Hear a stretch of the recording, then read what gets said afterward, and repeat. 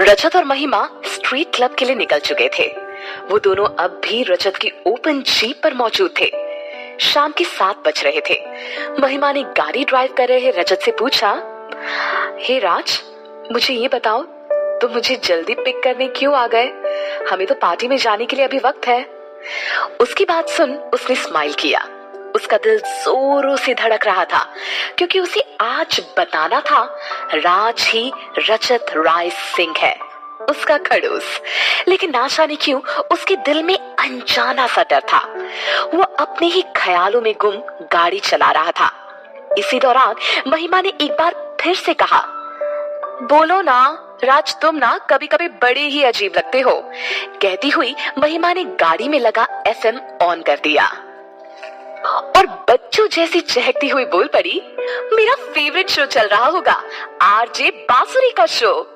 उसकी बात सुन गाड़ी चला रहा रजत उसकी ओर देखकर बोला, आरजे बांसुरी वही ना जो गजल और शायरी सुनाया करती है? इस पर उसने हाँ में सर हिलाते हुए कहा, हाँ वही ना। जाने क्यों उनकी आवाज की कशिश अपनी ओर खींचती है। ऐसा लगता है कि मैं उस कशिश में खोती चली जा रही हूँ। उस वक्त में सारे दर्द और तकलीफ भूल जाती हूँ।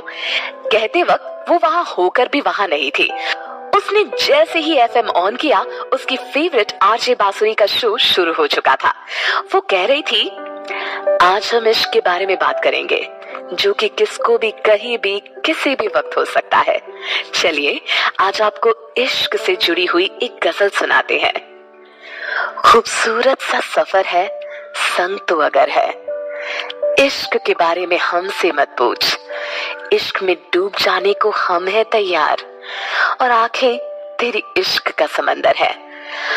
पल पल हर पल तुझे सोचते रहते हैं, क्योंकि हमारी तलाश तुझ पर ही शुरू और तुझ पर ही खत्म है। बातें जब जब करूं सिर्फ तेरा ही जिक्र है, और क्या कहूं, इश्क का दर्द है और दुआएं भी बेअसर हैं। गजल सुनने के बाद महिमा कहीं खो सी गई थी। उसने एफएम बंद कर दिया और आंख बंद करके गहरी सांस लेती हुई वो कहने लगी, राज तुम्हें पता है, मैं हमेशा गजल सुना करती हूँ, क्योंकि मेरे पास एक यही वजह होती है बेवजह खुशी पाने की। वो अब भी अपनी आंख बंद किए अपनी बातें कही जा रही थी। आज न जाने क्यों उसकी आवाज में काफी गहराई थी। वो अपनी बात कंटिन्यू करती हुई बोली, मेरे बाबा ने मेरी माँ से झूठ बोला था, उन्हें धोखा दिया था। मेरी माँ उनसे बेइंतहा प्यार किया करती थी, लेकिन मेरे बाबा ने उनका दिल तोड़ दिया। कहते वक्त उसकी आंखें नम हो गई और उसके दिल का दर्द आंसू बनकर उसकी आंखों से धीरे धीरे कर बाहर आने लगा। रजत ने गाड़ी ड्राइव करने के दौरान एक नजर अपने पास बैठी महिमा पर डाली और धीरे से कहा, माही, आर यू ओके? लेकिन उसने उस सवाल का कोई जवाब नहीं दिया। वो अपनी बात कंटिन्यू करते हुए कहने लगी, पता है राज, किसी पर भी भरोसा करने से मैं बहुत डरती हूँ, और खासकर दिल के मामले में तो और भी ज्यादा डरती हूँ कि कहीं जिस तरह मेरे बाबा ने मेरी माँ का दिल तोड़ा, उस तरह किसी ने भी मेरा दिल तोड़ दिया तो मैं जी नहीं पाऊंगी। डर लगता है प्यार करने से, किसी पर भरोसा करने से। कहती हुई वो कुछ इमोशनल हो गई। उसके इमोशंस देखकर उसके पास बैठा रजत सोचने लगा, मुझे लगता है मुझे अभी माही को सब सच नहीं बताना चाहिए। थोड़ा और वक्त लेकर उसके दिल में अपनी जगह गहरी करनी चाहिए। फिर अचानक से महिमा ने अपनी आंखें खोली। उसकी काजल से सनी हुई कत्थई आंखों पर उसके आंसुओं की परत उसके दिल के दर्द को बखूबी बयान कर रही थी। रजत ने उसे समझाते हुए कहा, वैसे माही, हर मर्द एक सा नहीं होता। माही हंसते हुए बोली, हाँ, जानती हो राज, सारे मर्द एक से नहीं होते, लेकिन मैंने अकेले में अपनी माँ को रोते देखा है, अपनी बेबी डॉल को अपने बेटे के लिए तरसते देखा है। और छोटी सी थी मैंने भी खुद को बाबा के बगैर स्ट्रॉन्ग बनाया है। तो तुम ही बताओ, मैं कैसे सारे मर्द पर भरोसा कर लूं? कहती हुई वो जीप से बाहर देखने लगी। रजत ने मरीन ड्राइव पर ले जाकर अपनी जीप रोक दी और पास बैठी महिमा सवालिया नजरों से उसकी ओर देखने लगी। वो अपनी जीप से उतरा और उसे भी बाहर आने का इशारा किया। वो जीप से उतरकर उसके साथ मरीन ड्राइव की ओर चली गई। वहां समंदर का किनारा, वहां समंदर की लहरों का शोर था और समंदर से आ रही ठंडी हवाएं उन दोनों के शरीर से होकर जा रही थी, जिससे उनका बॉडी टेम्परेचर और भी ज्यादा कम हो रहा था। लेकिन जो भी था, काफी सुकून देने वाला पल था। दोनों समंदर के किनारे पहुंच गए और बगैर किसी सवाल या बगैर किसी जवाब के दोनों चुपचाप वहां बैठ गए। आज शाम की खूबसूरती भी अपनी चरम सीमा पर थी और चांदनी रात, समंदर का किनारा, ठंडी हवाएं और एक दूसरे का साथ रजत और महिमा को एक अच्छा एहसास दिला रहा था। अजीब सी खामोशी थी दोनों के बीच। इसी बीच रजत महिमा से बोला, तुम्हें पता है माही, मैं तुम्हें यहाँ क्यों लेकर आया? क्योंकि मुझे पता है इस समंदर के जितना गहरा दर्द तुम्हारे दिल में भी है। लेकिन देखो, इस समंदर ने शोर करना बंद नहीं किया है और उसकी लहरें अब भी उछल मारकर हमें पॉजिटिव एनर्जी दे रही है। बस यही तुमसे कहना चाहता हूँ, तुम भी अपने दर्द को छिपा कर मत रखो। इन लहरों की तरह बहकर सारे गमों को भुला दो। कहते हुए वो उसकी गहरी कत्थई आंखों में देखने लगा। उसकी बात सुन महिमा भी उसकी आंखों में खोने लगी थी। रजत ने उसकी आंखों के सामने चुटकी बजाई और मजाकिया अंदाज में बोला, ऐसे मत देखो मुझे, प्यार करने लग जाओगी। उसकी बात सुन महिमा का ध्यान टूटा और वो जोर से हंस पड़ी। उसे हंसते देख उसके पास बैठा उसका मिस्टर परफेक्ट उसे बड़े गौर से देख रहा था, मानो इसी पल का उसे हमेशा से इंतजार रहा हो। अचानक हंसते हंसते महिमा चुप हो गई और उसकी आंखों में आंखें डालकर कहने लगी, अब चले, अदिति हमारा इंतजार कर रही होगी। और पता नहीं आज मैं इतनी ज्यादा इमोशनल कैसे हो गई। रजत का जवाब आया, होता है जब हम अनजाने में ही सही किसी को अपना मानने लगते हैं, उसके सामने हमारी तकलीफ, हमारे जज्बात आ ही जाते हैं और उसमें कोई बुराई नहीं है। कहते हुए रजत खड़ा हो गया और अपने पास बैठी महिमा का हाथ पकड़कर उसे भी उठा लिया। अब वो दोनों निकल पड़े थे स्ट्रीट क्लब की ओर। उनका रास्ता यूं ही कट गया। उन दोनों ने ढेर सारी बातें की। उनकी बात खत्म नहीं हुई थी, लेकिन उनकी मंजिल आ चुकी थी। स्ट्रीट क्लब के बाहर अदिति और विशाल मौजूद थे। उन दोनों को उन्होंने जैसे ही साथ में आते देखा, अदिति विशाल की ओर देखकर बोली, मुझे लगता है इनकी कहानी ने अपनी रफ्तार पकड़ ली है। देखो ना, दोनों साथ में कितने खुश नजर आते हैं। विशाल ने स्माइल करते हुए धीरे से अदिति के सर पर टकली मारकर शरारती अंदाज में कहा, बस कीजिए लव गुरु जी, बहुत ज्ञान आपने दे लिया। अब तो लव बर्ड्स को खुली हवा में उड़ने दो, उन्हें देखने में जो मजा आएगा वो समझने में नहीं आने वाला। उन दोनों की बातचीत चल ही रही थी कि इसी दौरान वहां रजत और महिमा पहुंच गए। उन्होंने अदिति को बर्थडे विश किया और वो चारों क्लब के अंदर चले गए। वहां पहुंचकर अदिति ने कहा, चलो हम बार में चलते हैं, वहां हम अपनी अपनी पसंद की ड्रिंक्स लेंगे। गाइस, पार्टी मैं दे रही हूँ, जमकर मस्ती करेंगे। उसकी बात सुन सभी ने हाँ में सर हिला दिया और वो चारों बार की ओर चले गए। वहां लंबी स्टूल में सभी बैठ गए। सभी ने ड्रिंक्स ऑर्डर किए। वहां काफी लाउड म्यूजिक चल रहा था। सभी की ड्रिंक आ गई। सभी ने अपनी अपनी ड्रिंक्स ली। वहां मौजूद अदिति ने काफी ड्रिंक कर ली और ड्रिंक करने के बाद वो खुद पर से अपना कंट्रोल खो बैठी। वो पूरे तरीके से नशे में आ चुकी थी। नशे में आते ही वो रोने लगी और रोते हुए उसने कहा, तुम लोगों को पता है गाइस, आज के दिन ही मेरा एक्स मुझे छोड़कर गया था। उस दिन मैं कितना रोई थी। कहती हुई वो नशे में अपनी बात शुरू करने लगी। वहां मौजूद महिमा और विशाल हैरान होते हुए एक दूसरे को देखने लगे और महिमा अपने सर पर हाथ रखकर बोली, माय गॉड, लगता है अदिति फुल्ली नशे में आ चुकी है।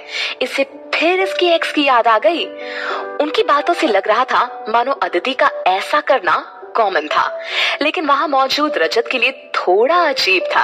अदिति जोर जोर से रोने लगी और विशाल के कंधे पर सर रखकर रोती हुई कहने लगी, यार विशाल, कैसे भी करके तू मेरी सेटिंग रजत राय सिंह से करा दे।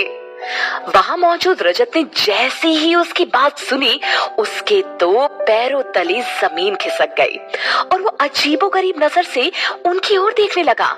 अदिति ने अपनी बात कंटिन्यू करते हुए कहा, मेरे एक्स ने जाते वक्त मुझसे कहा था कि उसे कोई अमीर लड़की मिल गई है जिसकी वजह से वो मुझे छोड़कर जा रहा है, तो बस मैंने भी ठान लिया, मुझे भी रजत राय सिंह ही चाहिए। वो सारी बातें नशे में कह रही थी। महिमा उसे समझाती हुई बोली, अदिति बस कर, तूने बहुत चढ़ा ली है।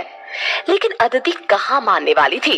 वो तो नॉर्मल टाइम पर भी इतनी शरारत किया करती थी, तो अब तो वो नशे में थी। वो जोर से चिल्ला रही थी। उसका ऐसा करना रजत को काफी ऑकवर्ड लग रहा था। दूसरी ओर शनाया भी हमेशा की तरह अपने दोस्तों के साथ उसी क्लब में ही मौजूद थे।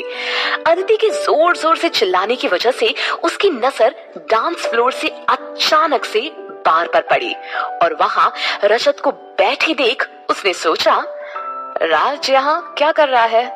वो तो मेरे बगैर किसी के साथ बाहर नहीं जाता, तो फिर ये यहाँ क्या कर रहा है?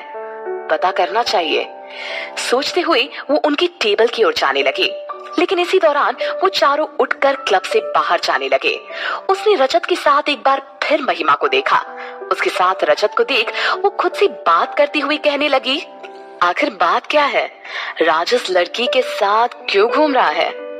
मुझे पता करना चाहिए। सोचते हुए वो उनके पीछे चुपके से बाहर निकल गई और दूर खड़ी होकर ही रजत को नोटिस करने लगी। उसने देखा रजत ने अदिति को विशाल की हेल्प से उनकी गाड़ी पर बैठा दिया और विशाल अदिति को लेकर वहां से चला गया। उनके जाने के बाद रजत अपने पास मौजूद महिमा से हंस हंस कर बात करने लगा।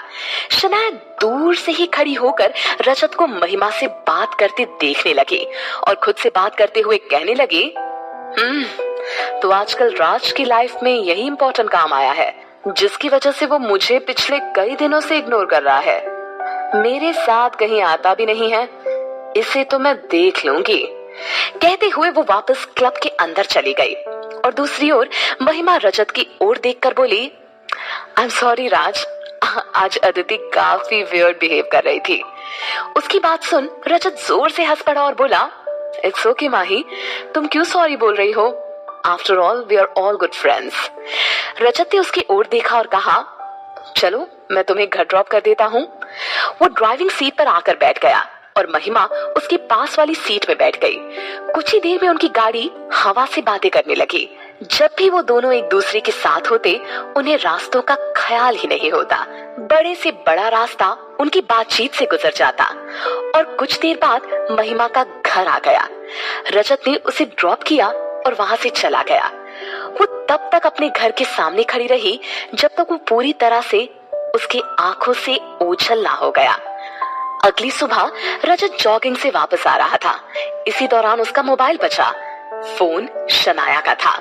उसका फोन देखकर उसने स्माइल करते हुए फोन रिसीव किया और हंसते हुए कहा, हे गुड मॉर्निंग शनाया, क्या बात है, आज तुमने मुझे सुबह सुबह याद किया?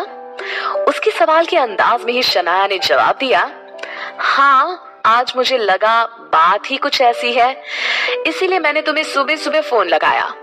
इस पर रजत हैरान होते हुए बोला, क्या बात है, खुलकर कहो। उसकी बात सुन शनाया ने कहा, राज मैंने कल तुम्हें स्ट्रीट क्लब में एक लड़की के साथ देखा। कौन है वो लड़की?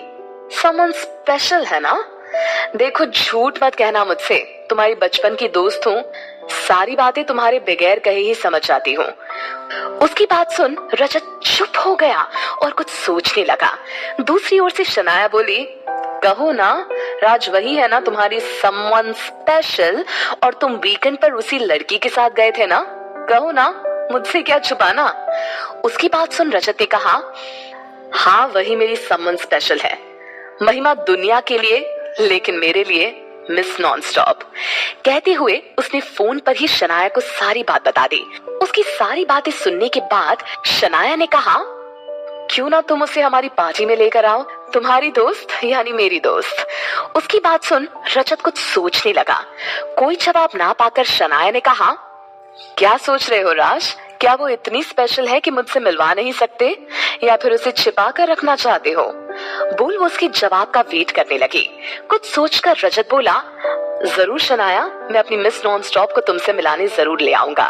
उसकी बात सुनते ही शनाया ने कहा, तो ठीक है, तुम अपनी नॉन स्टॉप को लेकर क्लब में पहुंच जाना, मैं वहीं तुम्हारा इंतजार करूंगी, बाय। बोल उसने फोन कट कर दिया।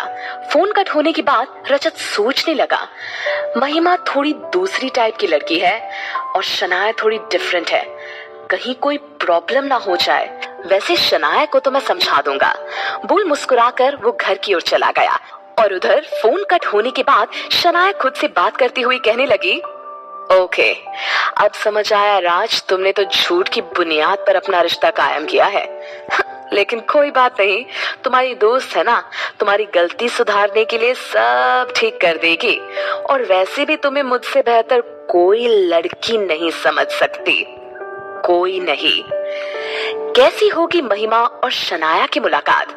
क्या इनकी मुलाकात कहानी में कोई नया मोड़ लेकर आएगी? जानने के लिए सुनते रहिए लव हेट लव।